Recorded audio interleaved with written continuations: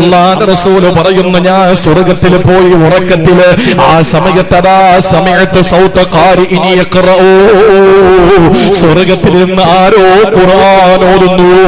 അല്ലാഹ് എത്ര ഭാഗ്യം ചെന്നവനാ ഹബീബ്. ഇവിടെ നിന്ന് സ്വപ്നയാത്രയിൽ സ്വർഗ്ഗത്തിലേക്ക് പോകുമ്പോൾ ആ സ്വർഗ്ഗത്തിനകത്തിരുന്ന് ആരോ വിശുദ്ധ ഖുർആൻ ഓതിക്കൊണ്ടിരിക്കുകയാ. ആ സമയത്ത് ആയിഷ ബീബി റളിയല്ലാഹു അൻഹ കേട്ടുകൊണ്ടിരിക്കുകയാണ്. റസൂലുള്ള പറഞ്ഞു, ഞാൻ ചോദിച്ചു മലായികത്തുകളോട്, മൻഹാദാ, ആരാണ് അതിനകത്തിരുന്ന് ഖുർആൻ ഓതുന്നതെന്ന് ഞാൻ ജിബ്രീലിനോട് ചോദിച്ചു. എന്നെ കൊണ്ടുപോകുന്ന മലായികത്തുകളോട് സാധാരണ യാത്രയിലെ സഹയാത്രികൾ ജിബ്രീലും മീകായിലുമാണ്. വലത്ത് ജിബ്രീലുണ്ട്, ഇടത്ത് മീകായിലുണ്ട്. എപ്പോഴും റസൂലുള്ളാഹിന്റെ യാത്ര ആകാശത്തിലാകുമ്പോ വലത്ത് ജിബ്രീലും ഇടത്ത് മീകായില്, ഭൂമിയിലാകുമ്പോ വലത്ത് അബൂബക്കർ ഇടത്ത് ഉമർ റളിയല്ലാഹു അൻഹുമാ. എപ്പോഴും റസൂലുള്ള പോകുന്നത് അങ്ങനെയാ. ഒറ്റയ്ക്ക് റസൂലുള്ള പോകൂല. എവിടെ പോയാലും വലത്ത് അബൂബക്കർ സിദ്ദീഖ്, ഇടത്ത് ഉമർ ഫാറൂഖ്. ആകാശയാത്രയാകുമ്പോ വലത്ത് ജിബ്രീൽ, ഇടത്ത് മീകായില്. അങ്ങനെ യാത്ര പോയി ജിബ്രീലിനോട് ചോദിച്ചു, മൻഹാദാ, ഇരുന്ന് ഖുർആൻ ഓതുന്നതാരാ? അവര് പറഞ്ഞു, ഹാരിസത്ത് ബിൻ നുഅ്മാൻ. അദ്ദേഹം ഹാരിസത്ത് ബിൻ നുഅ്മാനാ, ഒരു സഹാബിയാണ്. ചെറിയ സഹാബിയല്ല. അദ്ദേഹം ആരെന്നറിയോ? ഹുമുർ റിജാലു ബലാ ഹുമുൽ ജിബാലു ബലാ കദ്ഹിരി ഫീ ഹിമ്മത്തിൻ ബൽ സാദത്തുൻ കുബറാ. ആണുങ്ങളാണ്, പർവ്വത സമാനമായ ചങ്കൂട്ടത്തിന്റെ പ്രതീകങ്ങളാണ് എന്ന് നമ്മൾ പാടി പുകഴ്ത്തുന്ന ബദരീങ്ങളിൽപ്പെട്ട സഹാബിയ ഹാരിസത്ത് ബിൻ നുഅ്മാൻ. ഹാരിസത്ത് ബിൻ നുഅ്മാനാണ് നബിയെ ഖുർആൻ ഓതുന്നത്. എവിടെ ഇരുന്ന്? പള്ളിയിലല്ല, സ്വർഗ്ഗത്തിനകത്തിരുന്ന് ഖുർആൻ ഓതുകയാ. അല്ലാഹുവിന്റെ റസൂൽ പറയുന്നു, ആയിഷ ബീവി പറയുകയാ, റസൂലുള്ള പറയുകയാണ്, കദാകൽ ബിർ കദാകൽ ബിർ കദാകൽ ബിർ. അതാണ് ഉമ്മയോടുള്ള ബഹുമാനത്തിന് കിട്ടുന്നത്. അതാണ് ഉമ്മയോട് ഗുണം ചെയ്യുന്നവന് കിട്ടുന്നത്. അതാണ് ഉമ്മയോട് ഗുണം ചെയ്യുന്നവന് കിട്ടുന്നത്. എന്നിട്ട് റസൂലുള്ള പറഞ്ഞു, കാന അബറന്നാസി ബി ഉമ്മിഹി, ഉമ്മയോട് ഇത്രത്തോളം ഗുണം ചെയ്യുന്ന ഒരു മോനെ ഞാൻ കണ്ടിട്ടില്ല. ഇതാരുടെ കഥയാണ്? നക്ഷത്രതുല്യരായ സഹാബാക്കളിൽ പ്രമുഖനായ മഹാന്മാരായ ബദരീങ്ങളിൽ ഒരാളായ ഹാരിസത്ത് ബിൻ നുഅ്മാൻ റളിയല്ലാഹു തആല അൻഹുവിന്റെ കഥയാ. അദ്ദേഹം കാന അബറന്നാസി ബി ഉമ്മിഹി, ഉമ്മയോട് ഏറ്റവും നല്ല ഗുണത്തിൽ ഇടപെട്ടിരുന്ന സ്നേഹമുള്ള മോനായിരുന്നത്രേ. അല്ലാഹു കൊടുത്ത സമ്മാനം സ്വർഗ്ഗത്തിലിരുന്ന് ഖുർആൻ ഓതുകയാണ്. തലച്ചിറ പള്ളി കയറി നിന്ന് ഖുർആൻ ഓതാൻ ഭാഗ്യം കിട്ടിയിട്ടുണ്ടോ നമുക്ക്? ഞാനൊരു ഉദാഹരണം പറഞ്ഞതാ, അല്ലെങ്കിൽ ഞാനൊരു അതിന്റെ ഗൗരവത്തിൽ അതിന്റെ വ്യാപ്തി പറഞ്ഞതാണ്. കിട്ടിയിട്ടുണ്ടോ? ഇല്ല. മസ്ജിദുൽ ഹറമിൽ പോയാൽ നമുക്കൊന്ന് ഖുർആൻ ഓതാൻ അവസരം കിട്ടിയിട്ടുണ്ടോ? ഇല്ല. കഅബാലയത്തിന്റെ അകത്ത് നമുക്കിരുന്ന് ഖുർആൻ ഓതാൻ ഭാഗ്യം കിട്ടിയോ? ഇല്ല. ഇതൊന്നും കിട്ടാത്ത നമുക്ക് സ്വർഗ്ഗത്തിനകത്തിരുന്ന് ഖുർആൻ ഓതിയ ഒരു മകൻ ഉപ്പയോട് കാണിച്ച സ്നേഹത്തിന് അല്ലാഹു കൊടുത്ത സമ്മാനമാണെന്ന് കേൾക്കുമ്പോ നമുക്ക് നിഷ്പ്രയാസം കഅബയുടെ അകത്തിരുന്ന് ഓതാൻ പറ്റിയില്ലെങ്കിലും, റിയാദുൽ ജന്നയിലിരുന്ന് ഓതാൻ പറ്റിയില്ലെങ്കിലും, പരിശുദ്ധ ഹറമിനകത്തിരുന്ന് ഓതാൻ പറ്റിയില്ലെങ്കിലും, കാരണം ഇതൊക്കെ പോലീസ് അങ്ങ് പൂട്ടിയെന്നിരിക്കട്ടെ, തലച്ചിറ പള്ളിയിൽ ഇരുന്ന് ഓതാൻ പറ്റിയില്ല. ഇമാമും കമ്മിറ്റിക്കാരും കൂടെ പൂട്ടി. അല്ലാഹ് കാത്തിരക്ഷിക്കട്ടെ, അങ്ങനെ പൂട്ടൂല. പൂട്ടിയ പള്ളികളുണ്ട് കോവിഡിന്. അന്യ മഹല്ലുകാർക്ക് പ്രവേശനമില്ല. ഒരു പള്ളിയിലെ ബോർഡാ. ഇതേതാ? അന്യ മഹല്ല്. കോവിഡിന് എഴുതി വെച്ചിരുന്നതാണ്, അന്യ മഹല്ലുകാർക്ക് പ്രവേശനമില്ല. ഇതൊക്കെ എഴുതി വെക്കുമ്പോഴാണ് അള്ളാഹു പണി തന്നുകൊണ്ടിരിക്കുന്നത്. അള്ളാഹ് പശുവും പാലിന് പണിയരെന്ന് പറഞ്ഞിട്ടില്ലേ? പണി തന്നുകൊണ്ടിരിക്കും. യാചന നിരോധിത മേഖല പള്ളിയിൽ. പണ്ടുള്ളവർ പറയുന്നത് എന്താ? പോയി പള്ളി പറയടാന്നാ. കാരണം എന്താ? പള്ളി സെക്രട്ടേറിയറ്റ് മന്ദിരമാണ്. മദീനയിലെ കഷ്ടപ്പാടും വിശപ്പും ഉള്ളവൻ പള്ളിയിലാ വരുന്ന. മുളർ ഗോത്രത്തിന്റെ ഒരു സംഘം വന്നപ്പോ നബി തങ്ങൾ മിമ്പറിൽ നിന്ന് പ്രസംഗിച്ചിട്ട് പിരിച്ചു കൊടുത്തു, പള്ളിക്കകത്ത് പിരിച്ചു കൊടുത്തു. സഹീഹായ ഹദീസ്. മുളർ ഗോത്രത്തിൽപ്പെട്ട പാവങ്ങൾ വന്നപ്പോ നമ്മുടെ പള്ളികൾ എഴുതി വെച്ചിരിക്കുന്നു യാചന നിരോധിത മേഖല. പാവങ്ങൾ പിന്നെ എവിടെ പോവും? പാവങ്ങൾ. ഇപ്പൊ ഇങ്ങോട്ടൊന്നപ്പോ ഒരാൾ ഗൾഫിൽ നിന്ന് വിളിച്ചു, ബഹ്റൈനിൽ നിന്നാ വിളിച്ചത്. ചിലപ്പോ ആ മൂപ്പര് ഇത് കേട്ടുകൊണ്ടിരിപ്പുണ്ടാവും. ബഹ്റൈനിൽ നിന്ന് വിളിച്ചു, എന്നോട് ചോദിച്ചു, ഉസ്താദേ ഈ പിന്നെ പെൺകുട്ടിയുടെ കല്യാണത്തിന് വാപ്പമാര് തെണ്ടുന്നതിന്റെ ഇസ്ലാമിക വിധി എന്ത്? ഞാൻ പറഞ്ഞു, മഹലിലെ ഖാദിയോട് ചോദിക്ക്. ഞാൻ പ്രാസംഗികനാണ്, അല്ലാതെ ഫത്വ പറയുന്ന പണ്ഡിതനല്ല. അല്ല, അത് എന്നാലും കേൾക്കാൻ വേണ്ടിയാണ്. ഞാൻ പറഞ്ഞ അതിനല്ല മരുന്ന് വെക്കേണ്ടത്. മുറിവ് അവിടെയല്ല, മുറിവിൽ കൊണ്ടുവന്ന് മരുന്ന് വെക്ക്. കാല് മുറിയമ്മ തലയിൽ മരുന്ന് വെച്ചാ പൊറുക്കോ? മുറിവിൽ മരുന്ന് വെച്ച് കെട്ട്. അതെന്താ? ഇങ്ങനെ കെട്ടാൻ നടക്കുന്ന പയ്യന്മാരെ പിടിച്ചിട്ട് വിലക്കണം. ഇത് മതപരമല്ല, അങ്ങോട്ട് മഹർ കൊടുത്താ കെട്ടേണ്ടതെന്ന് പറഞ്ഞു കൊടുക്കണം. അതാരാ പറയേണ്ടത്? അടുത്ത ചോദ്യം. അപ്പൊ എനിക്ക് മനസ്സിലായി വശപ്പശകണ്ടെന്ന്. കാരണം ഇത് വരുന്ന വഴി മനസ്സിലായി. നിങ്ങളുടെയൊക്കെ ജോലി എന്തെന്നാണ് ഈ ചോദിക്കുന്നത്. ഞാൻ പറഞ്ഞു, മതപണ്ഡിതന്മാര് എത്ര പണ്ഡിതന്മാര് പറയുന്നുണ്ട്. ഞാൻ പറഞ്ഞു, സംവദിക്കാനുള്ള സമയമില്ല, ഞാനൊരു സ്ഥലത്ത് വഴലിന് പോവുകയാണ്, എനിക്ക് താല്പര്യമില്ല എന്ന് പറഞ്ഞു. ഉടനെ വാട്സപ്പിൽ മെസ്സേജ്, എന്റെ എല്ലാം കൂടെ ഉള്ള ആളിന്റെ. ഞാൻ നിങ്ങളോട് ചോദിച്ചൊരു മസലയാണ്, അത് നിങ്ങൾ മറുപടി പറഞ്ഞില്ല. നിങ്ങൾക്ക് സ്റ്റേജ് കിട്ടുന്നുണ്ടാവും, 1 ലക്ഷം 2 ലക്ഷം ഒക്കെ കിട്ടുന്നുണ്ടാവും, നിങ്ങൾക്ക് ഫാൻസ് അസോസിയേഷൻ ഉണ്ടാവും, അതുകൊണ്ട് നിങ്ങൾ പൊക്കോളി, എനിക്ക് അത്രയും തരാനില്ല, അതുകൊണ്ട് നിങ്ങൾ മറുപടി പറയണ്ട എന്നൊക്കെ വെച്ചിട്ട്, എന്നിട്ട് വേണ്ട വേറെ ജോലിക്കൊന്നും പോയിക്കൂടെ? ഇതിങ്ങനെ ഇരിക്കെ ചൊറിഞ്ഞുകൊണ്ട് ഈ ചിലർക്ക് JCBയുടെ പല്ല് ഇതുണ്ടല്ലോ, JCBയുടെ കൈ കൊണ്ട് ചൊറിഞ്ഞു കൊടുത്താൽ പോലെ ഈ നാക്കിന്റെ കടി മാറാത്ത ചില ആളുകളുണ്ട്. എന്തെങ്കിലുമൊക്കെ പറഞ്ഞുകൊണ്ടിരിക്കണം. അപ്പൊ എനിക്കിത് ഏത് കൗമാന്ന് മനസ്സിലായി, ഇത് ഏത് വകുപ്പിൽപ്പെട്ട ആളാന്ന് എനിക്ക് മനസ്സിലായി. ഞാൻ പിന്നെ അതിനൊന്നും മറുപടി കൊടുക്കാൻ നിന്നില്ല, അതങ്ങനെ അങ്ങ് പോട്ടെ. ഞാൻ പറഞ്ഞു വന്നത്, ഇങ്ങനെ സംശയങ്ങൾ ചോദിക്കുന്ന ആളുകളുണ്ട്. ഞാൻ എന്റെ പ്രിയപ്പെട്ട സഹോദരങ്ങളോട് പറയാൻ, വിശുദ്ധമായ സ്വർഗലോകത്തിന്റെ അനുഗ്രഹീതമായ അതിന്റെ ഉള്ളറകളിൽ നിന്ന് ഖുർആൻ ഓതുന്ന ഒരു പ്രിയപ്പെട്ട മകനെ സമ്മാനിച്ചത് ഉമ്മയോടുള്ള ബഹുമാനത്തിന്റെ പേരിലാണ് എങ്കിൽ നമുക്ക് ഏറ്റവും അനിവാര്യമാകേണ്ടത് ആ കാര്യമാണ്. അത്രയും വലിയ സ്നേഹനിധിയായ ഉമ്മയെ നമ്മൾ അത്രയും സ്നേഹത്തോടു കൂടി നമ്മൾ നോക്കണം. മരണപ്പെട്ട ഉമ്മമാർക്ക് ഇനി എന്താ, വാപ്പയുമ്മയും മരിച്ചു സാറേ, ഇനിയിപ്പോ എന്താ ചെയ്യാ? പള്ളിക്കാട്ടിൽ പോയിട്ട് ഞാൻ എന്ത് ചെയ്യാനാ? വിഷമിക്കണ്ട. അതിനുള്ള കാരണം, അതിനെന്താ ചെയ്യേണ്ടതെന്ന് ഇൻഷാ അല്ലാഹ് അവസാനം പറഞ്ഞ് നമുക്ക് ദുആ ചെയ്യാം. ഞാൻ പറഞ്ഞു വന്ന വിഷയം, പ്രിയപ്പെട്ട സഹോദരങ്ങളെ, യാചന നിരോധിത മേഖലയും എഴുതി വെച്ചു. അവസാനം അവിടെ നിന്ന് പള്ളികളിൽ നിന്ന് കളക്ഷന് പോകേണ്ട അവസ്ഥ ഉണ്ടാക്കി പള്ളികളിൽ. ഇത് പൊതുവഴിയല്ല എന്ന് എഴുതി വെച്ചു. ആ പൊതുവഴിയല്ല എന്ന് എഴുതി വെച്ചിരിക്കുന്നതിലൂടെ ആളുകൾ, പൊതുജനങ്ങൾക്കകത്ത് കയറിയിട്ട് വലിയ വലിയ പാത്രങ്ങൾ എടുത്തിരുത്തിയിട്ട് തുഴഞ്ഞു കൊണ്ടുപോകേണ്ട അവസ്ഥ ഉണ്ടാക്കി പ്രളയത്തില്. അല്ലാഹു റബ്ബുൽ ഇസ്സത്ത്. അങ്ങനെയൊക്കെ പലതും സംഭവിച്ചുകൊണ്ടിരിക്കാൻ അള്ളാഹു നമ്മളെ കാത്തുരക്ഷിക്കട്ടെ. അതുകൊണ്ട് ഉമ്മയെ സ്നേഹത്തോടെ പൊന്നുപോലെ നോക്കിക്കോളി. അള്ളാഹു നമുക്കതിനുള്ള ഏറ്റവും വലിയ പ്രതിഫലം ഈ ലോകത്തും പരലോകത്തും അള്ളാഹു തരും. അള്ളാഹു അതിന് തൗഫീക്ക് നൽകട്ടെ. ഈ ലോകത്തും പരലോകത്തും അല്ലാഹ് തരുമെന്ന് പറയുമ്പോൾ വെറുതെ അല്ല. നിങ്ങൾക്കറിയണോ, നമുക്കിപ്പോ ഒരു വാതിൽ തുറന്നു കിട്ടിയെന്ന് പറഞ്ഞാൽ, ഇപ്പൊ ഉദാഹരണം ഞാൻ പറയാം. ഇപ്പൊ ഞാൻ വേറെ ഒന്നുകൊണ്ട് പറഞ്ഞില്ല, അബൂബക്കർ സാഹിബിനെ ഞാൻ ഈ അടുത്ത സമയത്താ പരിചയപ്പെടുന്നത്. അപ്പോ ഞാൻ മൂപ്പരുടെ വീട്ടിൽ വരേണ്ട ഒരു ആവശ്യം ഉണ്ടായി. അപ്പൊ ഞാൻ തലച്ചിറയിൽ വന്നിട്ട് ഞാൻ ചോദിച്ചു, ഈ മൂപ്പരുടെ വീട് എവിടെയാണ്? അപ്പൊ ഞാനും കുറച്ച് ഉസ്താദന്മാരുണ്ടായിരുന്നു. അപ്പൊ എല്ലാവർക്കും മനസ്സിലായി, എന്തെങ്കിലും പള്ളിക്കോ അല്ലെങ്കിൽ യതീംഖാനയ്ക്കോ അല്ലെങ്കിൽ വേറെ എന്തെങ്കിലും സാമ്പത്തിക ഉദ്ദേശത്തിന് വേണ്ടിയിട്ടാണെന്ന് മനസ്സിലായിട്ടുണ്ടാകണം. അപ്പൊ വീട് പറഞ്ഞു തന്നു, അവിടെ ഇന്ന സ്ഥലത്താണ്. മൂപ്പരുടെ വീടിന്റെ വാതില്, ആ പുതിയ വീടിന്റെ ആ ഭാഗം അടച്ചിട്ടിരുന്നു. അപ്പൊ നമ്മൾ കരുതി ഉണ്ടാവൂല. അപ്പുറത്ത് എന്നപ്പോ തുറന്നു കിടക്കുന്നു. അപ്പൊ മൂപ്പർ അവിടെ നടക്കുകയാണ്. അപ്പൊ മൂപ്പരുണ്ടെന്ന് പറഞ്ഞു. അപ്പൊ ഒരു കാര്യത്തിന് വന്നപ്പോ വാതില് തുറന്നു കിടക്കുമ്പോ നമുക്ക് എന്താണ്, അതിനൊരു സന്തോഷമുണ്ട്. ഇത് പൈസയുടെ വിഷയം ഞാൻ ഉദാഹരണം പറഞ്ഞത് കണക്കൂട്ടണ്ട നിങ്ങൾ. ചില ആളുകൾ ചോദിക്കുന്നു, ഈ പണക്കാരന്റെ വീട്ടുമുറ്റത്ത് എപ്പോഴും മുസ്ലിയാക്കന്മാരെ കാണാം, എന്ന ഒരു മൊയ്ലിയാരെ വീട്ടിന്റെ മുമ്പിൽ പണക്കാരനുണ്ടോ എന്നൊരാൾ ചോദിച്ചു. അപ്പൊ അതിന് മറുപടി കൊടുത്ത എന്താണെന്നറിയോ? പണക്കാരന്മാർക്ക് ഇൽമിന്റെ മഹത്വം അറിയില്ല, പക്ഷെ പണ്ഡിതന്മാർക്ക് പണത്തിന്റെ മൂല്യം അറിയാം. അതുകൊണ്ടാണ്. പക്ഷെ ഈ പണക്കാരൻ എല്ലാരും അറിയാം. ഞാനിപ്പോ ഒരു യാത്രയിൽ കടലുണ്ടി തങ്ങളെ കണ്ടപ്പോ എന്റെ ചങ്കാണ് അബൂബക്കർ ജീലാനി. കടലുണ്ടി തങ്ങളെ പറഞ്ഞു.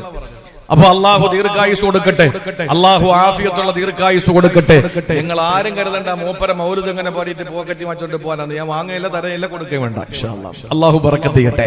എന്റെ പ്രിയമുള്ള സഹോദരങ്ങളെ, അതുകൊണ്ട് നമ്മുടെ ഏതെങ്കിലും ഒരു ആവശ്യത്തിന് പോകുമ്പോ നമ്മുടെ മുന്നിൽ അതിന്റെ വാതിൽ തുറന്നു കിടന്നാൽ നമ്മൾ എത്ര സന്തോഷവാന്മാരാണ്. എന്നാ സ്വർഗത്തിലേക്ക് നമ്മൾ പോകാനല്ലേ എല്ലാം ചെയ്യുന്നത്. ഇവിടെ വന്നിരിക്കുന്ന എന്തിനാണ്? ഈ കമ്മിറ്റിക്കാർ നിങ്ങളെ മഹല്ലിൽ നിന്ന് പുറത്താക്കുവോ? വഴലിന് വന്നില്ലെങ്കിൽ എന്നാ പിന്നെ കാരണമല്ല. നിങ്ങൾ ആരെങ്കിലും മഹല്ലിൽ നിന്ന് പുറത്താക്കുവോ? ഇല്ല. നിങ്ങൾക്ക് എന്തെങ്കിലും ഇവിടെ നിന്ന് അങ്ങോട്ട് തരുന്നുണ്ടോ? ഇല്ല. പിന്നെന്തിനാ നിങ്ങൾ വന്നത്? ഒറ്റ കാര്യം, അള്ളാഹു എങ്ങനെയെങ്കിലും ഒരു സ്വർഗത്തിൽ പോകണം. ആ പറയുന്ന പൊട്ടന്മാരാണെങ്കിലും പറയുന്ന കാര്യം ഒരു ഉൾക്കൊള്ളാനില്ലെങ്കിലും ചെന്ന് ഇരിക്കുന്നത് റസൂല് പറഞ്ഞ സദസ്സിലാണല്ലോ, അങ്ങനെയെങ്കിലും സ്വർഗം കിട്ടുമല്ലോ. ആ ആഗ്രഹത്തിൽ വന്നിരുന്നവരല്ലേ നിങ്ങൾ. നിങ്ങളുടെ മുന്നിൽ ദിവസവും സ്വർഗത്തിന്റെ വാതിൽ തുറക്കുക. അറിയുന്നുണ്ടോ? സ്വർഗത്തിന്റെ വാതിൽ തുറക്കുക ഇതാരറിയുന്നുണ്ട്? എപ്പോഴാ സ്വർഗത്തിന്റെ വാതിൽ തുറക്കുന്നത്? ആദരവായ റസൂലുള്ളാഹി തങ്ങൾ പറയുകയാണ്, മാമിൻ മുസ്ലിമിൻ യുസ്ബിഹു, ഏതൊരു മുസ്ലിം പ്രഭാതത്തിലാകുമ്പോൾ വവാലിദാഹു അൻഹു റാളിയാ, മാതാപിതാക്കൾ ആ മകനെ തൊട്ട് സംതൃപ്തനാണോ, മാതാപിതാക്കൾ ആ മോളെ തൊട്ട് സംതൃപ്തനാണോ? എന്നാൽ അല്ലാഹുവിന്റെ റസൂൽ പറയുന്നു, ഇല്ലാ കാന ലഹു ബാബാനി മഫ്തൂഹാനി മിനൽ ജന്ന, സ്വർഗത്തിന്റെ വാതിൽ അവന്റെ നേരെ തുറക്കപ്പെടുകയാ. രണ്ടു പേരാണ് മാതാപിതാക്കള്. ഈ മാതാവും പിതാവും ജീവിച്ചിരിക്കുമ്പോൾ നേരം വെളുത്ത് കിഴക്കൻ ചക്രവാളത്തിൽ അരുണകിരണങ്ങൾ പ്രകടമായപ്പോൾ വാപ്പ മോനേന്ന് സ്നേഹത്തോടെ വിളിച്ചു, ഉമ്മ മോളേന്ന് സ്നേഹത്തോടെ വിളിച്ചു. വാപ്പയും ഉമ്മയും നമ്മളിൽ സംതൃപ്തരാണ്, സംപ്രീതരാണ്. ഇത് മനസ്സിലാക്കിയാൽ സഹോദരങ്ങളെ ഉടനെ ചിന്തിച്ചോ, നമ്മുടെ വാപ്പയും ഉമ്മയും നമ്മളെ സ്നേഹത്തോടെ വിളിച്ച, നമ്മുടെ കാത്ത് നമ്മുടെ വീട്ടിലിരുന്നാൽ, സ്നേഹത്തോടെ ചോറ് വിളമ്പി തന്നാൽ, മോനെ നീ എവിടെയാ പോകുന്നത്, എപ്പോഴാ വരുന്നതെന്ന് സ്നേഹത്തോടെ ഒന്ന് ചോദിച്ചാ മനസ്സിലാക്കിക്കോ, മഫ്തൂഹാനി മിനൽ ജന്ന, ആ നിമിഷം രണ്ട് വാതിലുകൾ സ്വർഗത്തിന്റെ അല്ലാഹ് തുറക്കുകയാ. ചിലര് ചിന്തിക്കും വാപ്പ മരിച്ചുപോയി ഉമ്മയെ ഉള്ളോ. ഇത് റസൂലുള്ളാഹിയുടെ സഹാബത്തിനും ഉണ്ടായി. സഹാബാക്കൾ ചോദിച്ചു, നബിയേ ഇനി ഒരാളാണെങ്കിലോ? റസൂലുള്ള പറഞ്ഞു, ഇൻകാന വാഹിദ ഫവാഹിദു, ഒരാളാണ് ജീവിച്ചിരിക്കുന്നതെങ്കിൽ ഒരു വാതിൽ അല്ലാഹു തുറന്നു തരും. രണ്ടുപേരും ജീവിച്ചിരിക്കുമ്പോൾ വിലയറിയില്ല. നമ്മൾ പറയാറുണ്ടല്ലോ, ജീവിച്ചിരിക്കുമ്പോ അവിടെ വിലയറിയില്ലെന്ന്. അത് എന്ത് വിലയാണ്? കണ്ടുകൊണ്ടിരിക്കാനുള്ള പൂതിയല്ല. പിന്നെയോ സ്വർഗത്തിന്റെ രണ്ട് വാതിലുകൾ തുറക്കപ്പെടുകയാ. ഒരാളങ്ങ് മരണപ്പെട്ടു പോയാൽ പിന്നെ ഒരു വാതിലല്ലേ തുറക്കപ്പെടുകയുള്ളൂ. നിങ്ങൾക്കറിയോ, മഹാനായ ശൈഖ് ഇബ്രാഹിം ഇബ്നു അബ്ദുറഹ്മാൻ റളിയല്ലാഹു അൻഹു, അശ്ശൈഖ് ഇബ്രാഹിം ഇബ്നു അബ്ദുറഹ്മാൻ റളിയല്ലാഹു തആല അൻഹു ഉമ്മാക്ക് ഖിദ്മത്ത് എടുക്കുന്ന മോനാ, ഉമ്മാക്ക് നന്നായിട്ട് ഖിദ്മത്ത് എടുക്കുന്ന മോനാ. ആ പ്രിയപ്പെട്ട മകന്റെ വീട് രണ്ട് നിലയാണത്രേ. മുകളിലത്തെ നിലയിലേക്ക് ഉമ്മയെ കയറ്റേണ്ട ആവശ്യം വരുമ്പോൾ ആ പ്രിയപ്പെട്ട മകന് തോളപ്പെടുത്ത് ചുമന്നുകൊണ്ടാ മുകളിലേക്ക് പോകുന്നത്. ശൈഖ് ഇബ്രാഹിം ഇബ്നു അബ്ദുറഹ്മാൻ റളിയല്ലാഹു അൻഹു പ്രിയപ്പെട്ട ഉമ്മയെ തോളപ്പിരുത്തിയിട്ട് മുകളിലേക്ക് കയറി പോവുകയാ. അങ്ങനെ പോകുമ്പോൾ ഇന്നത്തെ പോലെ നല്ല മാർബിൾ അല്ലല്ലോ, ഗ്രാനൈറ്റ് അല്ലല്ലോ, ഇന്നത്തെ പോലെ ടൈലല്ലല്ലോ, ഇന്ന പോലെ പരവതാനി അല്ലല്ലോ, ഇന്നത്തെ പോലെ മുസല്ല ഇല്ലല്ലോ. അന്ന് പോകുന്ന വഴിയറിയാമല്ലോ, മണല് കൊണ്ട് നിർമ്മിക്കപ്പെട്ട മണ്ണും വെള്ളവും കൂട്ടിക്കലത്തിയിട്ട് ഈത്തപ്പന ഓലകൾ കൊണ്ടിട്ട് മേൽക്കൂര നിർമ്മിക്കുന്ന വീടുകളാ, തട്ടിമ്പുറങ്ങളാണ്. അങ്ങനെ കയറി പോകുമ്പോൾ പൊടിപടലങ്ങൾ ഉമ്മാന്റെ ദേഹത്ത് പറ്റിയാലോ എന്ന് ചിന്തിച്ചിട്ട് ഉമ്മയെ മുകളിലേക്ക് കൊണ്ടുപോകാൻ നേരത്ത് മകൻ ചെയ്യുന്നത് എന്തെന്നറിയോ? കുറച്ച് വെള്ളം കൊണ്ടുവന്നിങ്ങനെ അന്തരീക്ഷത്തിൽ ഇങ്ങനെ തളിക്കുകയാ. എന്നിട്ട് ഉമ്മാനെ തോളപ്പിരുത്തിയിട്ട് കയറി പോകുന്നു. ചോദിച്ചു, എന്തിനാണ്? എന്റെ ഉമ്മയുടെ മൂക്കിലൂടെ, കണ്ണിലൂടെ, ചെവിയിലൂടെ, വായിലൂടെ പൊടി കയറിയാലോ. അങ്ങനെ പൊടി പുടരാത്ത രീതിയിൽ, പൊടി പറ്റാത്ത നിലയിൽ ഉമ്മയെ നോക്കി വളർത്തിയ പൊന്നുമോനാണ് ശൈഖ് ഇബ്രാഹിം ഇബ്നു അബ്ദുറഹ്മാൻ റളിയല്ലാഹു തആല അൻഹു. ഒരു ദിവസം ഉമ്മ അങ്ങ് മരിച്ചുപോയി. മരിച്ചുപോയ ഉമ്മാന്റെ മയ്യത്തിന്റെ മുമ്പിൽ നിന്ന് പൊന്നുമോന് ശൈഖ് ഇബ്രാഹിം ഇബ്നു അബ്ദുറഹ്മാൻ റളിയല്ലാഹു അൻഹു കരയാൻ തുടങ്ങി. ആളുകൾ ചോദിച്ചു, എന്തിനാ നിങ്ങൾ കരയുന്നത്? ഉമ്മയെ പൊന്നുപോലെ നോക്കിയ മോനല്ലേ, ഉമ്മാന്റെ പൊന്നുമോനല്ലേ, പിന്നെന്തിനാണ് കരയുന്നതെന്ന് ചോദിച്ചപ്പോ ശൈഖ് ഇബ്രാഹിം ഇബ്നു അബ്ദുറഹ്മാൻ റളിയല്ലാഹു അൻഹുവിന്റെ മറുപടി എന്തെന്നറിയോ? കാനൽ ബിർറു ബിഹാ ബാബൻ മിൻ അബ്വാബിൽ ജന്ന. എന്റെ പ്രിയപ്പെട്ട ഉമ്മയ്ക്ക് ഗുണം ചെയ്യുന്നത് സ്വർഗ്ഗവാതിൽ ഓപ്പൺ ചെയ്യാനുള്ള, സ്വർഗ്ഗവാതിൽ തുറക്കാനുള്ള കാരണമല്ലേ. ഫലമ്മാ മാതത് ഉഗ്ലിക ദാലികൽ ബാബ്. എന്റെ ഉമ്മ ഇന്ന് മരിച്ചിരിക്കുകയാ, ഇനി ദുനിയാവിൽ വെച്ച് എന്റെ സ്വർഗത്തിന്റെ വാതിൽ തുറക്കൂലല്ലോ, സ്വർഗത്തിന്റെ വാതിൽ തുറക്കാൻ പറ്റില്ലല്ലോ. അതുകൊണ്ടാണ് കരഞ്ഞു പോയത് എന്ന് ഇബ്രാഹിം ഇബ്നു അബ്ദുറഹ്മാൻ റളിയല്ലാഹു അൻഹു എന്ന മഹാപണ്ഡിതന്റെ കരച്ചിലാണെങ്കിൽ എന്റെ പ്രിയപ്പെട്ട സഹോദരങ്ങളെ ചിന്തിച്ചു നോക്ക്. കടപ്പാടും കടമകളും തീരാൻ പറ്റുമോ? ഇല്ല. എത്ര എഴുതിയാലും തീരില്ല, എത്ര പാടിയാലും തീരില്ല, എത്ര പറഞ്ഞാലും തീരില്ല. അല്ലാഹുവിന്റെ പരിശുദ്ധമായ ദീനില് ഉമ്മയ്ക്കുള്ള സ്ഥാനം എന്താണെന്ന് നിങ്ങൾക്കറിയോ? മഹാനായ അബൂ അബ്ദുറഹ്മാൻ സലമി റളിയല്ലാഹു തആല അൻഹു പറയുകയാണ്, ഒരിക്കലും ഞാൻ അബൂ ദർദാ എന്ന സഹാബിയുടെ അടുത്തിരിക്കുകയാണ്. മഹാനായ അബൂ അബ്ദുറഹ്മാൻ സലമി എന്നയാൾ താബിആണ്. അബൂ ദർദാ റളിയല്ലാഹു അൻഹുവിന്റെ അടുക്കൽ ഇരിക്കുമ്പോ ഒരിക്കൽ മഹാനായ അബൂ ദർദാ റളിയല്ലാഹു അൻഹുവിന്റെ അടുക്കൽ ഒരാൾ വന്നു.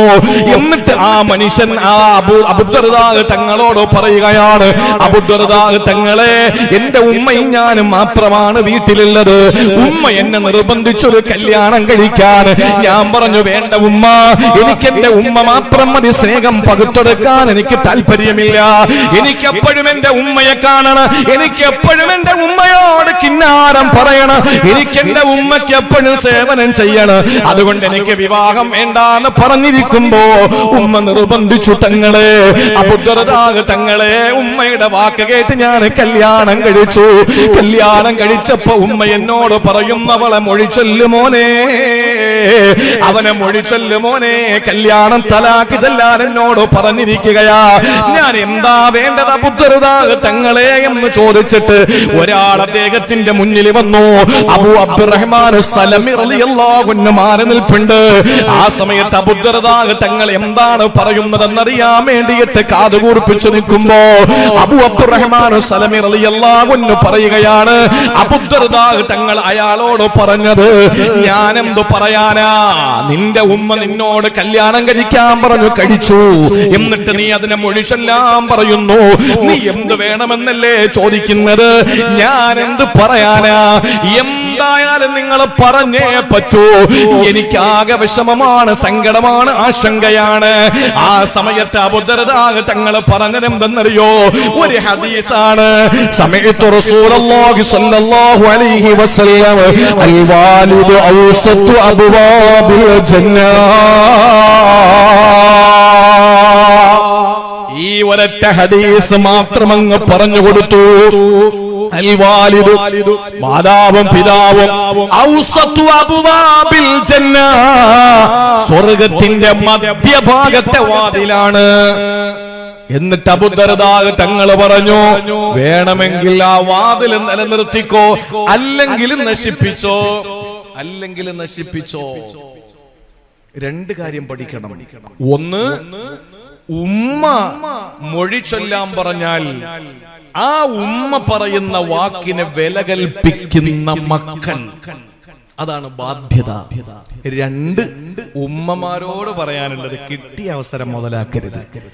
പാവപ്പെട്ട മകൻ കല്യാണം കഴിച്ചു വന്ന പെണ്ണിന് കുറവുകൾ ഏറെ ഉണ്ടാവും. നിങ്ങളായിട്ട് അള്ളാന്റെ സിംഹാസനം കുലുങ്ങുന്ന പണി ചെയ്യിപ്പിക്കരുത്. മനസ്സിലായോ? ചില ആളുകൾ പറയില്ലേ, ഭരണം കുലുങ്ങും, ഭരണം വീഴും എന്ന് പറഞ്ഞതിന്റെ അർത്ഥം എന്താ? അത്രയും പ്രധാനപ്പെട്ട ഒരു വിഷയമാണെങ്കിൽ ഭരണം വീഴുള്ളൂ. ഭരണം വീണു എന്ന് പറയുന്നത് അത്രയും ഗൗരവമുള്ള ഒരു വിഷയത്തിലെ ഭരണം വീഴൂ.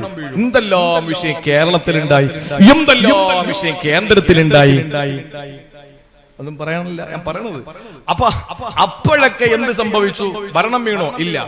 അപ്പൊ അത്രയും പ്രധാനപ്പെട്ട ഒരു കാര്യം ഉണ്ടാകുമ്പോഴല്ലേ ഭരണം വീഴുള്ളൂ, കസേര ചലിക്കുള്ളൂ. എന്നാൽ ഇഹ്തസ്സലഹുൽ അർശ്, അല്ലാഹുവിന്റെ സിംഹാസനം കിടുകിടാ വിറയ്ക്കുന്ന ഒരു പ്രവൃത്തി ഏതാണ്? അത്വലാഖ്. അത്വലാഖ്. ഒരാള് തന്റെ ഭാര്യ മുത്തലാഖല്ല. ഇന്നത്തെ ആളുകൾ ഇസ്ലാമിനെ പറ്റി എന്തെങ്കിലും പഠിച്ചിട്ടുണ്ടോ? 4 കെട്ട അനുവാദം കൊടുക്കുന്നു മതം എന്നാ പറയുന്നത്. എടാ 4-ലല്ലടാ, ഒരു പെണ്ണ് കെട്ടുന്നതിൽ ഇസ്ലാം നിയമം വെച്ചു. ആഗ്രഹം ഭയങ്കരമാണ് കെട്ടാൻ, കയ്യിൽ ഒരു നയാ പൈസ ഇല്ല. എന്നാ എന്താ പറഞ്ഞത്? നീ ഖുർആനും എടുത്തിട്ട് നോമ്പും പിടിച്ച് തലച്ചറ പള്ളിയിൽ പോയിരിക്കാനാ, പെണ്ണ് കെട്ടാൻ നടക്കരുതെന്നാ.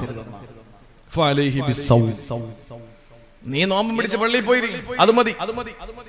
ഒരു പെണ്ണ് കെട്ടുന്നതിൽ നിയമം വെച്ചതാണ് ഇസ്ലാം, 4 കെട്ടുന്നതിലല്ല.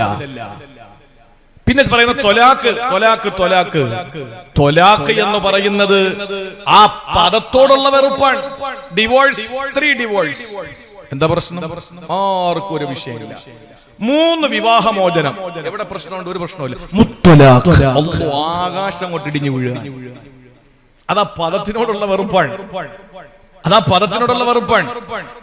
പക്ഷേ ത്വലാഖ് ചെല്ലുന്ന ഒരു സന്ദർഭമുണ്ടായാൽ ഒരാളൊരു ഭാര്യയുടെ മുഖത്ത് നോക്കിയിട്ട് നിന്നെ ഞാൻ ചൊല്ലിയിരിക്കുന്നു അല്ലെങ്കിൽ എന്തെങ്കിലും അതിന്റെ പദങ്ങൾ സരീഹായോ കിനായത്തായോ സൂചനയായോ വ്യക്തമായോ അവ്യക്തമായോ സ്പഷ്ടമായോ പരോക്ഷമായോ പ്രത്യക്ഷമായോ എന്തെങ്കിലും ഒരു വാചകം ഒരാൾ പറഞ്ഞാൽ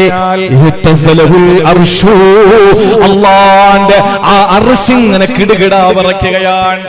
അതുകൊണ്ട് ഉമ്മമാരെ, നിങ്ങൾ അവസരം മുതലെടുക്കരുത്. നിങ്ങളുടെ മകനെ വെറുതെ നിങ്ങൾ നരകത്തിൽ വിടരുത്.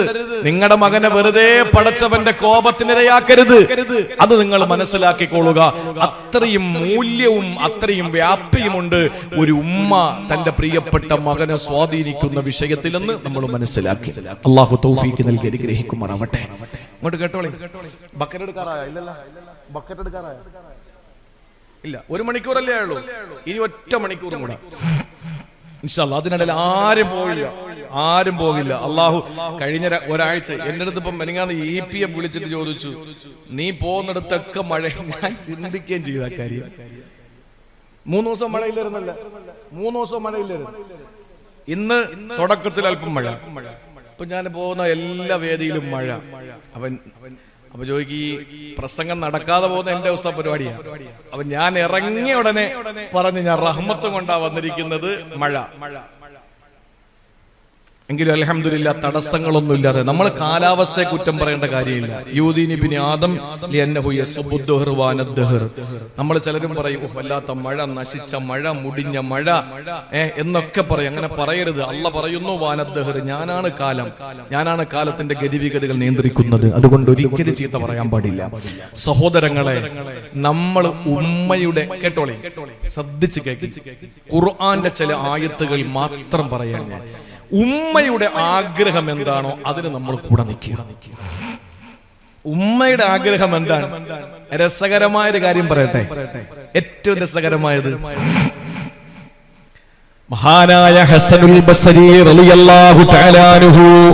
ആരാണ് ഹസനുൽ ബസരി എന്ന് പറഞ്ഞാൽ, സഹോദരങ്ങളെ, അറിവിൽ ശിശുവായ, ഇവിടെ പ്രസംഗം നടത്തിയതിൽ ഏറ്റവും അറിവിൽ പിന്നിൽ നിൽക്കുന്ന എന്നെ സംബന്ധിച്ചിടത്തോളം ഒരു ഏറ്റവും കുറഞ്ഞ അരമണിക്കൂറെങ്കിലും ഹസൻ ബസരി തങ്ങളെ പറ്റി പറയാ എനിക്കറിയാം.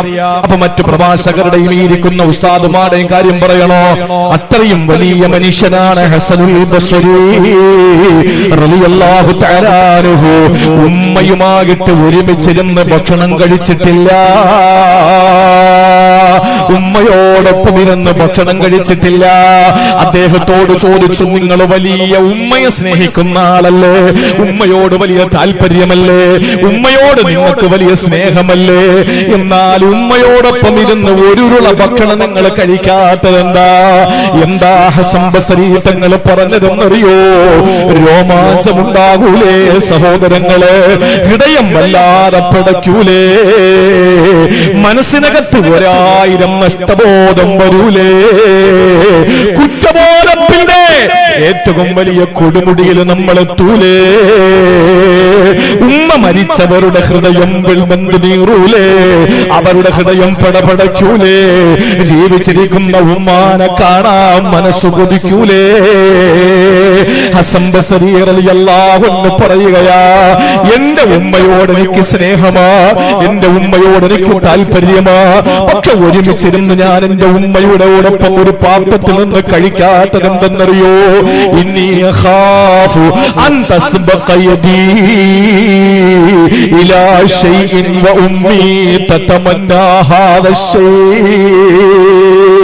എന്റെ ഉമ്മ ആ ഭക്ഷണ തളികയിൽ ഏതെങ്കിലും ഒരു ചെറിയ ഇറച്ചി പീസോ അല്ലെങ്കിൽ ഏതെങ്കിലും ഒരു ചെറിയ ആഹാരം ഏതെങ്കിലും ഒന്ന് കഴിക്കണമെന്ന് ആഗ്രഹിച്ചു. എന്റെ ഉമ്മാടെ ശ്രദ്ധ അതിലേക്ക് പോയി.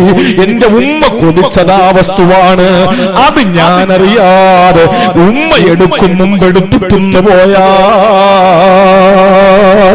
എന്റെ റബ്ബെന്നെ ശിക്ഷിച്ചാലോ, എന്റെ പടച്ചവൻ എന്നെ വെറുത്താലോ? എന്റെ ഉമ്മ ഇഷ്ടപ്പെട്ട് ആഗ്രഹിച്ചു കൊതിച്ച് കണ്ണുവെച്ച ഒരു സാധനത്തില് ഉമ്മ ആഗ്രഹിക്കുന്നു എന്നറിയാതെ എങ്ങാന് എന്റെ കൈ മുൻകടന്നിട്ട് ഞാൻ എടുത്തങ്ങ് കഴിച്ചാലോ?